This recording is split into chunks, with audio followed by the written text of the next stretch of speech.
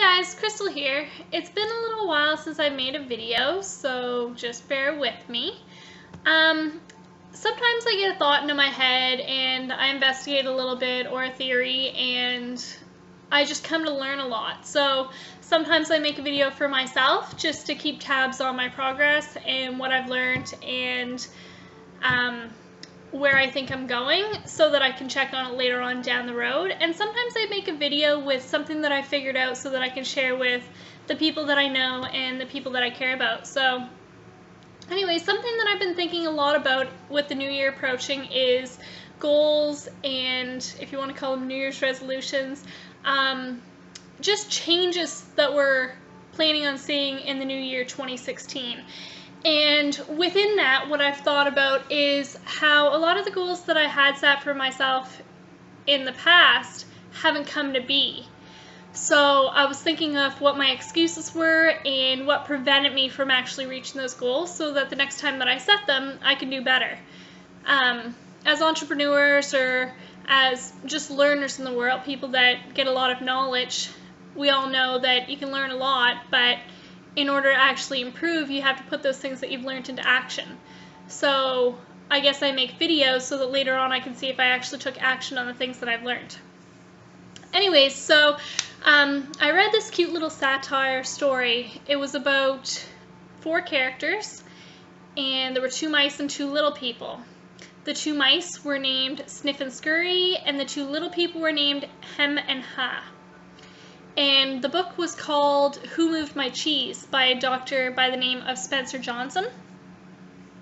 So basically, these 4 characters, the 2 mice and the 2 little people, are in a maze, and their main goal is to get their cheese. So to find cheese, and yeah, that's their lifelong accomplishment. So basically, the story is about finding their cheese. And as humans, we're constantly trying to find our cheese. Cheese is kind of used as a way to describe our goal. So when you say, I'm searching for my cheese, maybe to you that is love, maybe to you that is money, maybe to you that is stature or fame, but whatever it is, the rules that you acquire in this short little satire all remain the same. So anyways, they're all in this maze searching for this cheese. So you'd think that the little people would be more intelligent than the mice, right? But they all have the same goal. So what starts off is they're all at this starting line, and they all go out into this maze looking for this cheese. They put on their running gear, and they go. So every morning, that's what they do. Eventually, all 4 of them find cheese. They're all there at the same time. It's called Cheese Station C. There's a whole bunch of cheese. They think that it's going to last them a lifetime. It's going to last them a lifetime. So every day, they leave the cheese station, come back the next day, and there's the same amount of cheese that there was the day before. So someone's replacing this cheese for them. So they do this for days and days and days and days and days. Every day when they get there, the mice take off their running gear and put it around their neck so that they're prepared to run again to find new cheese, or whatever they have to do. They're just prepared. They're always knowing that their situation can change at any time. So they're not devaluing what they have. They're just knowing that at any time it could be gone, so they're prepared. And they're never getting comfortable. But the little people, on the other hand, decide, you know what? Rather than going here every single day and running from where we were running from, let's move our home closer to Cheese Station C. So they move their home closer so that it's right outside the door. And they start putting up little pictures on the walls of cheese, and they start making it really, really homey for themselves. To the point where they get so comfortable that they take off the running gear and put it away. They don't need it. So they just relax and hang out, and they keep coming back day after day after day, and all that cheese is there that was the day before, so it's always getting refilled, and they feel really entitled. Hem, the little person, is always saying, yeah, we deserve this. This is ours. We're entitled to this. Life's good. This is how it's supposed to be. And Ha is always thinking the same way. But the mice know that that's what they found. That's what they stumbled upon. It's not theirs for forever. It could vanish at any time. So anyways, they keep going about their day. It's there every day. And one day, all 4 of them show up, and the cheese is gone. There's no cheese. So Hem starts freaking out, being like, who took my cheese? Who moved my cheese? When will it be back? This is unfair, blah, blah, blah, blah. Ha is just completely ignoring the situation because he can't face reality right now. He can't. The cheese is gone. He doesn't know what he's going to do. The mice, on the other hand, take their running gear off their necks, put it on, and start heading out into the maze. The cheese is gone. Why would they stay there? They wouldn't. So the mice get going, start looking around corners and corridors for new cheese. So that's that. Hem and Ha decide that they'll come back to Cheese Station C the next day. It'll be there. Why wouldn't it be? It's always replenished the following day, so maybe today was just a bad day. So they go back to their home. Next day they return. There's still no cheese. Hem gets upset, Ha ignores the situation, and they continue. They do it the next day. They do this for a few days. And then Ha looks at Hem and he says, you know what? As much as we try to validate this situation or understand why this is happening to us, it's really not helping us any. So maybe we should venture into the maze to look for new cheese. Like, I'm getting hungry. And Hem is like, no. Why would we do that? It's scary out there. I have no idea what's going to be out there. Who knows if we're actually going to find cheese? Like, what if we don't find cheese when we go out? So Ha says, well, anything would be better than here, but Hem still doesn't want to listen. So a couple more days pass, and Ha says, you know what? I'm done. I'm not going to starve to death. I'm going. You can come with me or you stay. Whatever. Hem says, fine, I'll stay. So that's that. So Ha puts on his running gear and takes off into the maze. He gets some feelings of maybe anxiety, like he's stressing out, he's alone, he thinks about going back and visiting Hem. He doesn't want to be alone in the maze. He doesn't. He's scared. This is a change. This is something new. He's not used to it. So he gets those feelings like he might want to go back and get Hem. He really wants him to come with him, but he just wouldn't. So he keeps on trucking. He gets past a certain point and he starts feeling the breeze running through his hair, and he feels really invigorated, like he's taken it upon himself to make this change come to be. He would have starved to death if he stayed there, and he starts feeling really confident in his decision. He's not saying, what if I don't find cheese? But I know I will find cheese. There wasn't cheese there, but there has to be somewhere, so I'm on the right track. And that's how he started feeling. He started imagining the cheese. He started imagining the taste of it, imagining how it feels, imagining everything about it, imagining it was his and believing it was his. So eventually he stumbled upon some cheese. So he ate the little bits of cheese, and there were a couple more pieces left, and he brought one back to Hem. And he said, here, Hem, I brought you a piece of cheese just to show you that there is more out there. Come with me, come on. And Hem says, well, no, if there's not enough to last me forever, then what's the point in leaving home? What's the point in leaving here? What if I get lost? What if I don't like this new kind of cheese? I only like the old kind of cheese. And Ha says, well, it's better than nothing, but Hem just doesn't see that. He's comfortable and he doesn't want to leave. So he stays. So Ha ventures back out. A couple days later, he stumbles upon the mice. The mice have this huge stash of cheese, and you can tell that they've been camping out for a little bit, but they still haven't gotten comfortable. They still have the shoes around their neck. So Ha decides to settle in and eat some of the cheese. He notices that it keeps coming back day after day after day at that same corridor, but he never removes the shoes from his neck. And more so than that, what he does every day is he counts his cheese. He makes sure that the same amount that was there yesterday is there today, and that none is missing. He keeps it accounted for so that he knows when his cheese is starting to diminish. He notices change. He notices when there might be reason that he needs to change.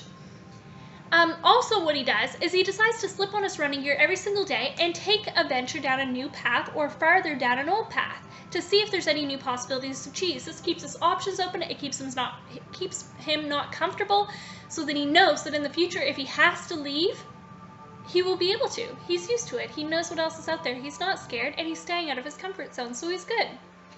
Anyway, so that is the story, basically. It's an amazing story. I know it sounds like a little child book with the characters, but the lessons that you gather out of it are absolutely incredible, and they can go for so many different situations.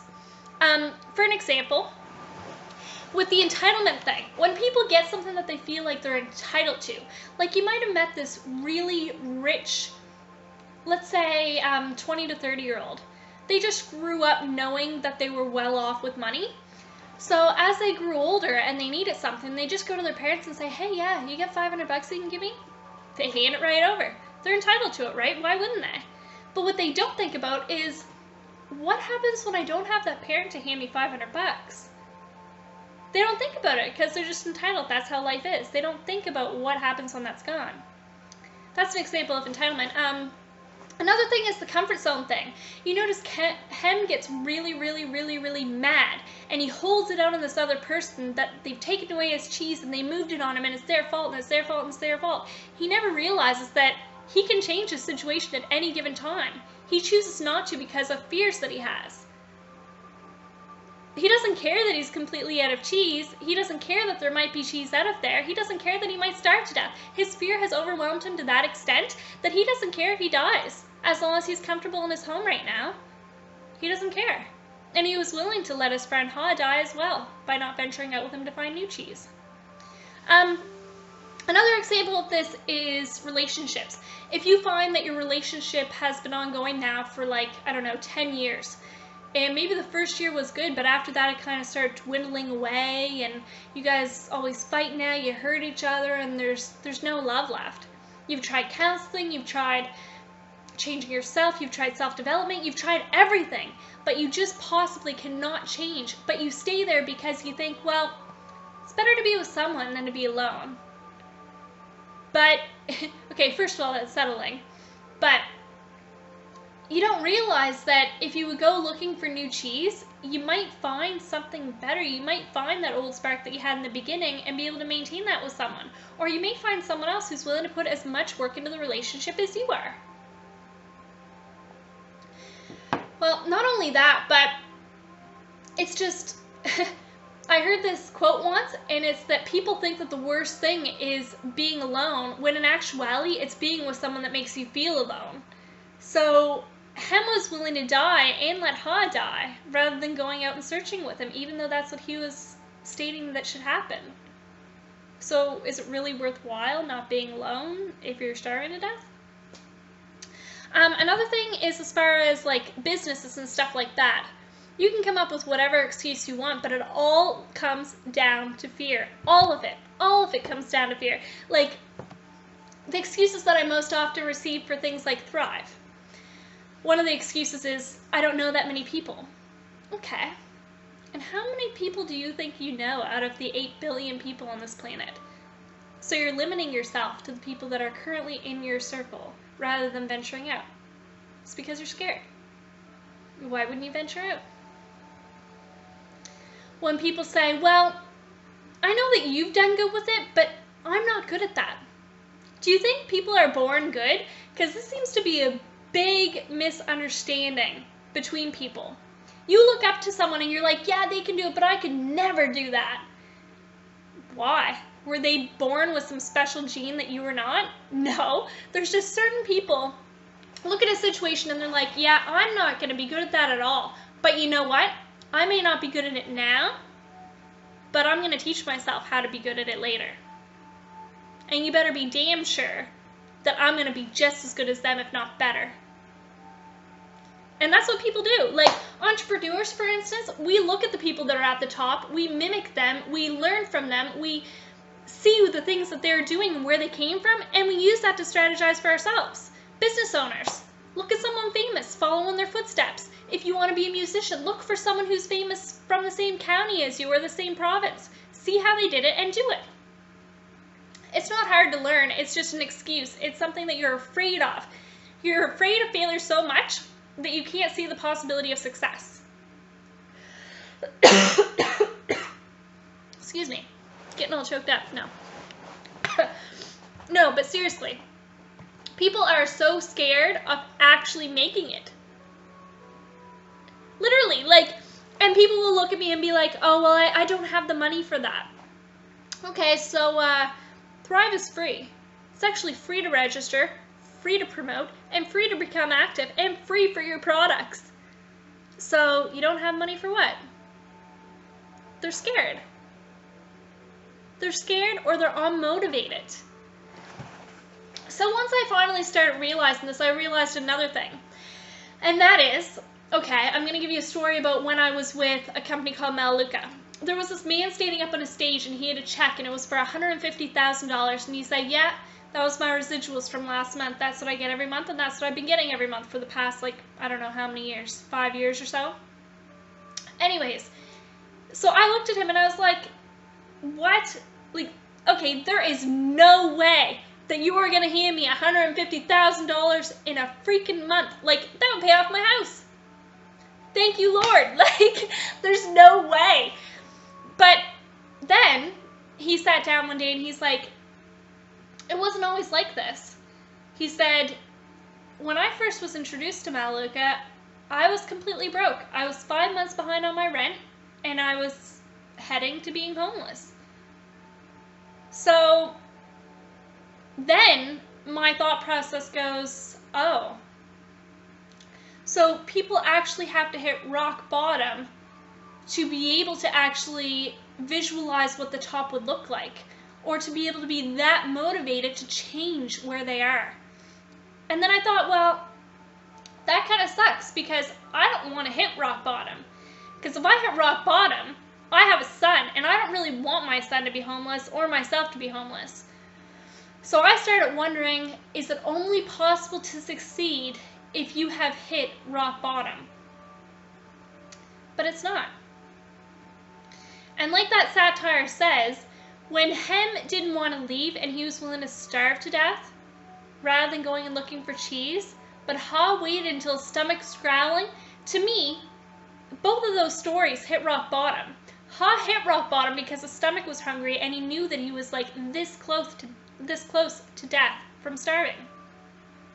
Hem had hit rock bottom because he stayed in the house, but who knows? Maybe last minute he'd get the oomph and the push to go out and find cheese. Who knows? But to me, rock bottom is different for everyone. If you are not where you want to be or where you think you should be, to me that is rock bottom. So take it as a starting point. Say, okay, well, where I am right now, I'm not content. Where do I want to be? And get there. I don't care what it's going to take you. I'm not going to say, okay, you all need to sign up for Thrive because you can make a whole bunch of money and erase your debt and whatever. I'm not going to say that to you because everyone has a different passion that they need to follow. But if you are not happy where you are, and you don't want to stand still where you are or fall down even lower, then move. Move. Stop being afraid to change. What would happen if you weren't afraid?